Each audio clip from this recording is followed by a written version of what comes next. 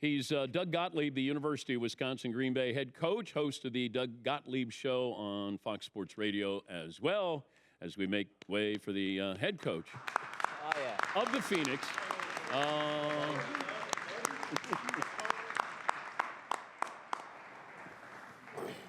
Product placement. You got everything that says Wisconsin-Green Bay. Yes. Yeah. That's the job. Don't need a wardrobe. You got it. I actually don't. That's the weirdest thing. It's like, you know, money-wise, everybody says how further the dollar goes in Green Bay, Wisconsin. Yeah. Then you throw in that you don't actually ever have to buy clothes. You just wear Adidas GB gear, and you're saving money on a daily basis.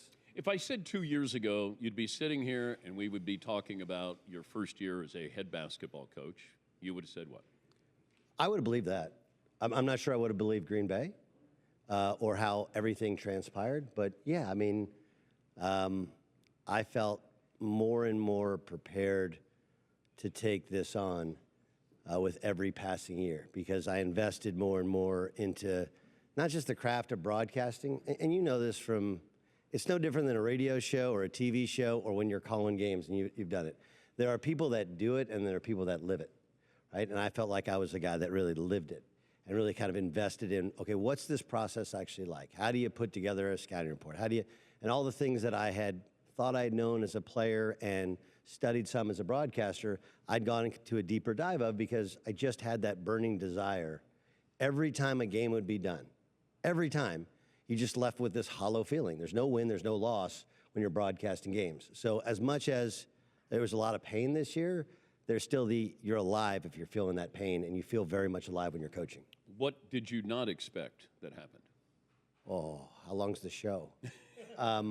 Honestly, the hardest part is at the start I learned it, and at the end I learned it. I'm not great at saying no to people I care about. And between when you're hiring people and it's not going to work and you have to not hire somebody or not offer a scholarship to a player that a dear friend has sworn by, or then at the end when, despite the fact that the kid is a great kid, you got to part company because we just have to get better. We still are in the, we want to form great men. We want them all to graduate from GB. We want to be productive members of society. We want them to have jobs here. We got to win some games. And so, you know, sometimes those guys shake your hand and walk out the door and put themselves in the transfer portal, and you're legitimately sad. You're going to miss them because they're good human beings. They filled up your life with good energy.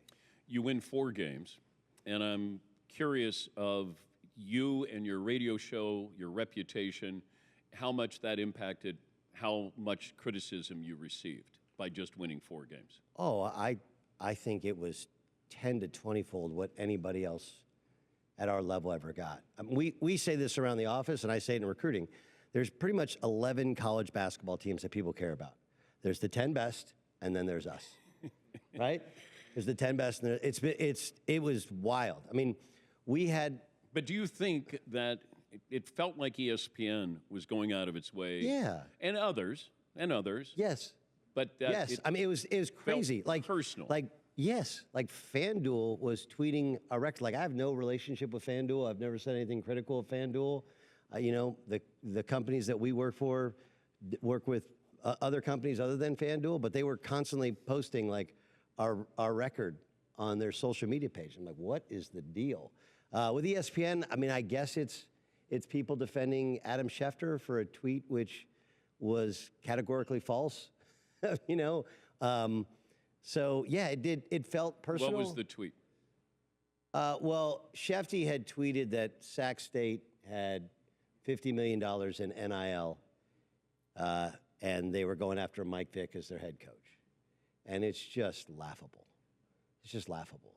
And, again, my point, and I quote tweeted back or replied to him, and it was like a nothing. You know, it's one of those things where you tweet back like, come on, Shefty, like, you know, it's like one of those check your sources, but I should have just texted him or DM'd him. Can you not help yourself in situations like this? I'm way better than I used to be. Well, wait, have you ever seen the evolution of man poster? You guys know the evolution of man poster? Right? Where you go from like hunched over to where we are now? Yeah. I'm somewhere in the middle, Dan. But you can't help yourself. No, when I left ESPN, that was bad. You know, like you know that feeling because you've done it, you did it before me, where you leave and you fear irrelevance, right? Because when you're there, you're trained that this is the only thing that's relevant. This is the only thing in sports that matters, right? So I would say, yeah, I was totally addicted to social media when I left ESPN and went to CBS, and it definitely ran me afoul there because their perception of how real social media is, how much it matters, I think skews in a direction which is not accurate. I think they think that's like the end-all be-all. They think the Richard Deitches of the world matter, and they don't, right? So I'm better now, but again, sometimes it's just like, you didn't need that one, right? Didn't need that one. But the point was that, like, Sacramento State having $50 million in NIL, and never hey, my bad, somebody told me something that is, and I'm the bad guy for pointing out that everyone in sports that follows Adam Schefter knows that he just cut and pasted a text from somebody connected to the university. That's not accurate. And again, this is where you get... Do you think any publicity is good publicity? Yeah, unless it's like your personal life, your sex life, or some of the stuff that's going on with other people in our business. Let's talk about your sex life. Let's not. He's Doug Gottlieb, the University of Wisconsin-Green Bay head coach. But if you look, so... I'm thinking of your word last night, and so now it's in my head. I'm struggling. Don't do that to me, Dan. But you get, like... Dan has a secret word, yes. Okay? The secret word, and he planted it in everybody. And do you guys know what an earworm is? Yeah, earworm of a song. Yeah. Like, I have an earworm of that word, and I'm like, just do not say that. Do not say that. You want to keep your job. Okay, so you keep, you're going after LeBron, or LeBron tweets. I didn't go after LeBron. Okay. I never went after LeBron. That's bullcrap. You said LeBron's son couldn't play for you. I never said that. You had guards. I did not. Hold on. I did not say it to me. I didn't say he could not play. No, don't say he would not start on your team. I didn't think he would start. Okay. In hindsight, yeah, he probably would have started. Not over Anthony Roy. Like, hey, just so you know, LeBron, Anthony Roy averaged 30 a game. He was leading the country in effective field goal percentage. He's a walking bucket. Okay, he was amazing young player. Okay. So that's my comp was I never thought that he's a point guard. Okay, and he's not better than Anthony Roy, and it was Jeremiah Johnson, who was the top 150 kid, who's the same age as Bronny, and like you're defending your guys as part of it, but yeah, like I thought he would have to compete to start at Green Bay. In hindsight, would he start? Probably. Yeah, he's a good player. Like at the mid-major level is where he should have gone. I stand by that. He should have gone to Duquesne for a year and played for LeBron's like best friend, gotten his confidence, and then if he wants to start. This has been such a dog and pony show, and LeBron's gone around the country, chastising Stephen A. Smith and tweeting me for no reason because all I've ever done has been honest. Like, sorry, I saw your son play in the Mission League. He was not one of the 10 best high school players in that league. It was the best high school league in the country, but he wasn't. I didn't say he stinks. I didn't say he can't play. I never said he can't play at Green Bay. Just the evaluation was completely false. He wasn't no one was fighting over him to be a second-round pick. J.J. Redick saying he earned all of this. Like, what are we even talking about? So, again, if he develops into an NBA player, great. If this path makes him into something that we didn't see coming, awesome. But, like, don't BS us and then chastise us for giving honest basketball opinion. Right? I don't think I made it personal, and then he quote tweeted me. And here's the here's the crazy part about it. Here's the crazy. Did you know I signed LeBron? Did you guys know that? Yeah, I found out last night. We signed LeBron Thomas, who's first team junior college All-American, right? Super talented kid, but you'll love this story. So, in the process of recruiting LeBron, he's at Vincennes Junior College. Okay, and his parents are in South Carolina. So the day before the dead period where you can't go out and see people during the Final Four, I flew down to South Carolina because, like, if you're going to send your baby to Green Bay, Wisconsin to play for me for 2 years, like, you're going to want to face-to-face and meet the guy, right? So I go down, and I meet his parents, and they're lovely. And we're walking out from a restaurant in Columbia, and his dad grabs me and is like, hey, Coach G, one more thing. What's the deal with LeBron tweeting at you? I'm like, oh. Is this going to be a problem? It's like, no, no, no, I think it's great. We'll have LeBron play for you and LeBron tweeting at you. So the point is, any publicity is good publicity. We use it in recruiting where we're like, hey, if there's 100 people who are now tweeting and caring about Green Bay basketball who never did before and really don't now, they just want to tweak us when we're down. If 75% of them eat their words next year, that's 75 more people than ever cared about Green Bay basketball.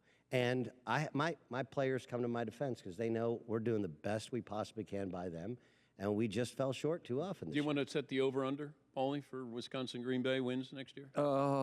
Let's go. They had 4. I'm going 12 and a half. 12 and a half. That's aggressive. 12 and a half. 12 and a hook. Yeah. How about you, Seton? I taking the over or under on that? You going over or under? I'm a believer. I'm going with the over, Doug. Okay. I got you, Doug. All right.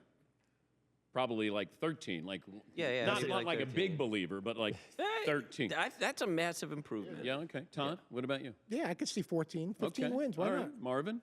I'm going with the over also. Yeah. Wow, listen. Can we push 20 plus? Anybody got? I know Dan's going 7, 8. No. Like No. 6. He did say that he would double his win total, though. Yeah. Yeah, you did guarantee that. Yeah, we're going to win games next year. Yeah. We're going to win games. How many games do you think? I don't. What's a successful? Just give me a successful number.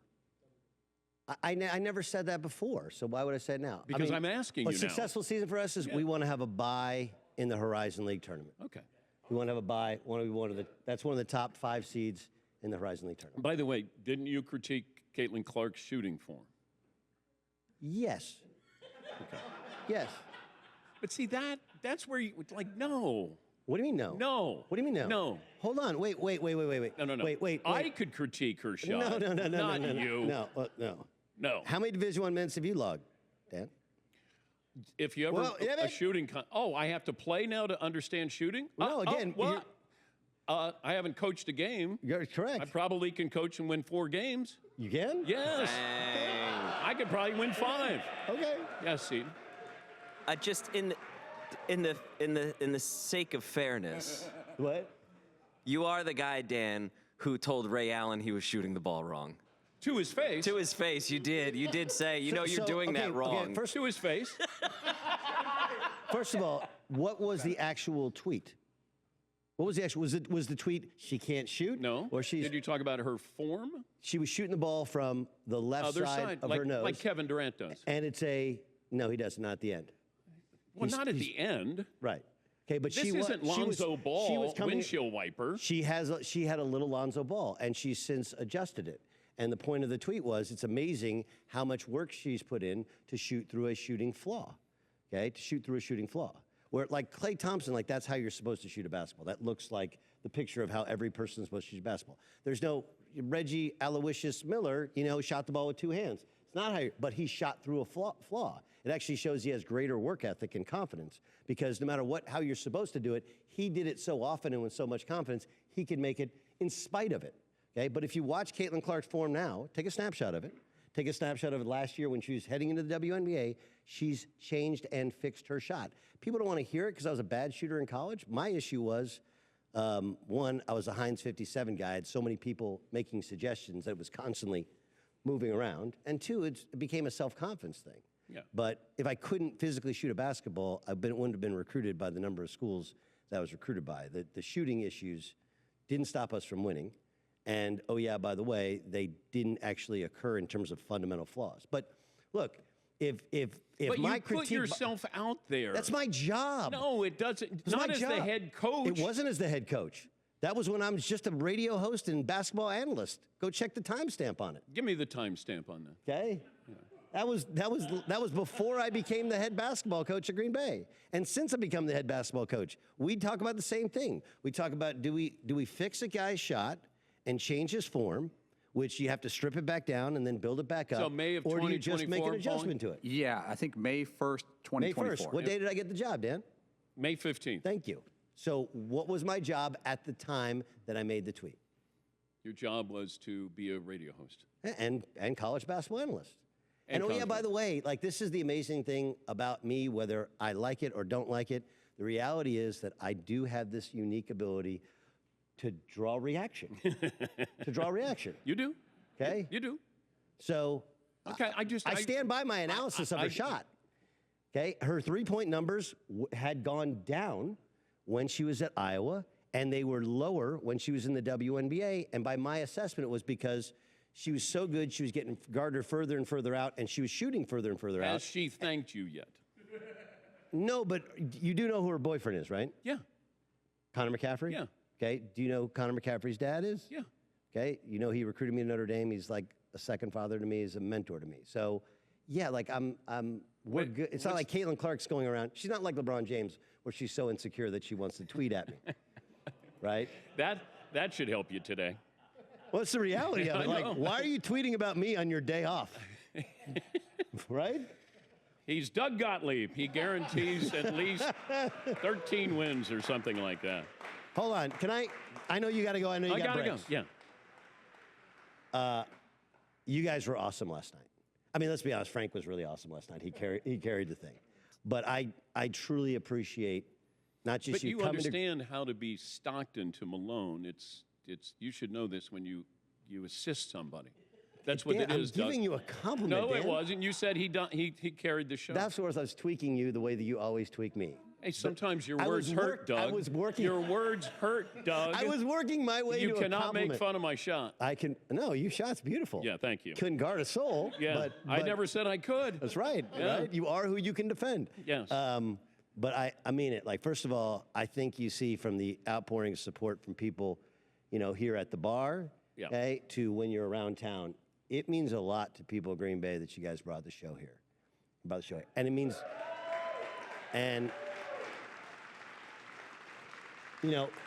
Paulie and Seton and I, we used to be right next to each other in a cubicle at ESPN. And, I mean, to go from there to where you guys are here and to still be honestly gracious with your time last night, I truly, truly appreciate it. Look, I get it. Like, the numbers, the record wasn't good. We're going to win. It's going to be a lot of fun. But your just support of showing up is awesome. And it's mentorship and friendship, and I truly appreciate it. I appreciate that. He's Doug Gottlieb. Feels like Paulie may have written a little bit of what Doug just said there. I mean, I'm proud of myself. That was the feeling. I mean, it had a tinge of sentiment there. He was amazing. The singing voice, he brought down the Todd? house. No, he can't sing. Okay, I got to go. Doug Gottlieb, everybody. We'll be back after this.